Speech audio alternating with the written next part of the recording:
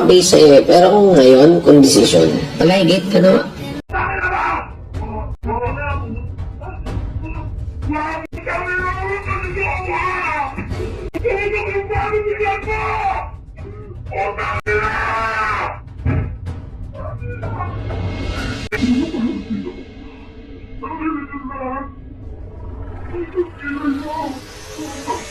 Mabait kasi yung pagkatapos to mga anak. Legit? Diretso lagi to talagang ganun. Kasi gusto mo pa ng isa.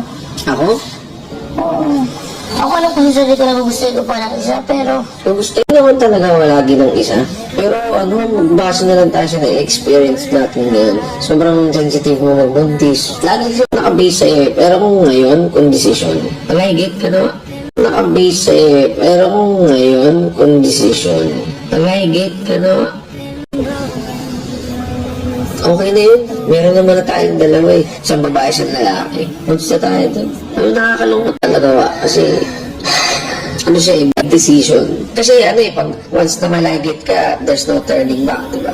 Kasi ako iniisip ko na rin dito yung ikaw eh. Binibigyan mo nga akong anak, bibigyan mo nga kapatid si Tyrone niya. Ikaw naman yung bumabagsak, ikaw naman yung kawawa. Isipin mo sa pagbubuntis mo, sensitive. Pag nanganak ka, pwede may postpartum. Tutak, katawan mo yung kawawa eh. Hindi naman kita minahal dahil lang sa bata. Minahal kita bilang ikaw.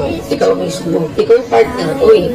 Hindi naman kita minahal dahil lang sa bata. Minahal kita bilang ikaw. Ikaw mismo. Ikaw yung partner ko eh. Gusto nahihirapan mo na nakikita kang nahihirapan. Yun yung akin. Hindi ka kita bilang ikaw. Ikaw mismo. Hindi lang din dahil sa bata.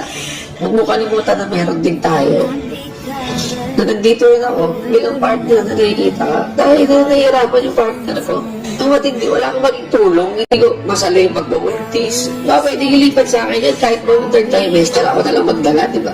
hindi na ako magkaka-baby. Paano pa nabalik ako din beses nagka-baby siya sa iba? Ako na naman, naditil ko na naman yung other explanation. Kahit tayo na yung tatay mo, wala may sarili siyang pamilya. Parang gano'n.